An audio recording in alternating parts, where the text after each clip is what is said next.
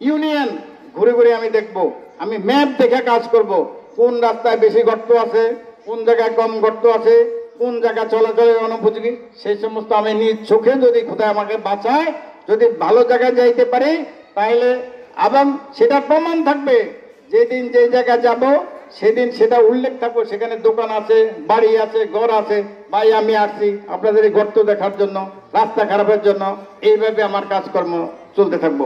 আজকে 14 নম্বর ইউনিয়নে আরেকটা মাদ্রাসা দেখছি।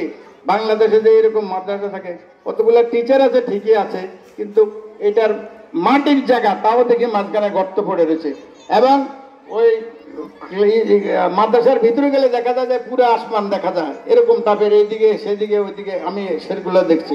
আসল কথা হলো গত 17-18 বছর কি কাজ হয়েছে না হয়েছে সেটা আপনারা জানেন, আমি অতীত নিয়ে ঘাটাঘাটি করতে চাই না।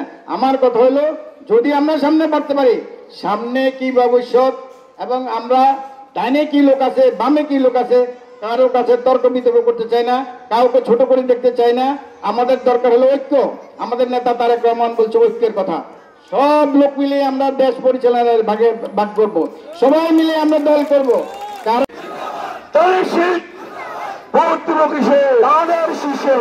আশাবাদ ব্যক্ত করে আপনাদের সবার সুস্বাস্থ্য কামনা করে আমি আমার সময়টুকু আজকের পতাকা দিয়ে উৎসর্গ করে আমি আমার বক্তব্য এখানে শেষ করলাম। আল্লাহ হাফেজ। বাংলাদেশ জিন্দাবাদ। শহীদ রাষ্ট্রপতি জিয়াউর রহমান ওমর হোক। দেশনেত্রী বেগম খালেদা জিন্দাবাদ। আমরা কি সবাই রাজি আছি? দেখে হাত তুলুন, সবাই কি রাজি আছে? আমরা সবাই ধানের শীষে ভোট দিব তো ইনশাআল্লাহ। প্রিয় বোনেরা আমার, প্রিয় ভাইরা আমার, মা বোনদের কাছে অনুরোধ থাকবে আপনাদের সন্তানদেরকে নিরাপত্তা দেওয়ার জন্য, আপনার এলাকার উন্নয়নের জন্য আপনাদের কাছে আমরা একটি ভোট ভিক্ষা চাচ্ছি, ধানের শীষ।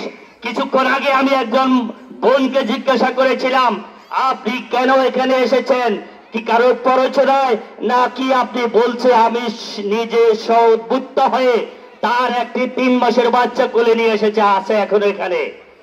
তিনি বলছেন আমি ধানের শীষকে ভালোবাসে, জিয়াউর রহমানকে ভালোবাসে, লায়ন হারুনকে ভালোবাসে আমি আজকে এখানে এসেছি। সব আপনারা ধানের শীষ মার্কায় ভোট দিবেন, আর আমরা আপনাদেরকে কি দিব, আমাদের দল আপনাদেরকে কি দিব, সেটাই আমি 1 মিনিট বলে আমার বক্তব্য শেষ করব। প্রিয় মা বোনেরা, আমাদের নেতা তারেক রহমান আপনাদের জন্য একটা বিশেষ কার্ডের ব্যবস্থা করেছেন, সেটার নাম হলো ফ্যামিলি কার্ড।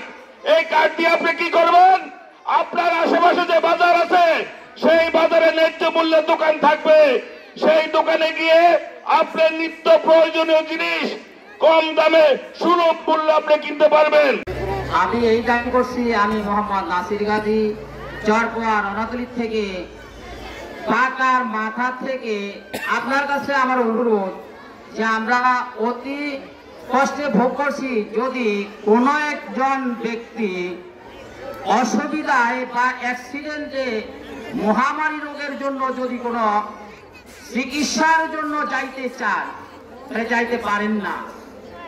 তাই আপনার কাছে বিনীত যাইতে পারে না। আমাদের 2 নং ওয়ার্ড রাস্তাঘাট আমরা অনুরোধ করে গেছি, আমাদের রাস্তাঘাট একটু ঠিক করে দিবেন। কাটাখালি পর্যন্ত, আবার 2 সর্ব পর্যন্ত রাস্তাঘাট একটু ঠিক করে দিবেন, আপনাদের কাছে অনুরোধ। আমরা আছি পঞ্চিপুয়া 2 নং, আমরা একটা রাস্তা বহুদিন ধরে রাস্তা নাই, আমরা আপনার কি জানবো রাস্তাটা ভবিষ্যতে করে দেন আল্লাহ।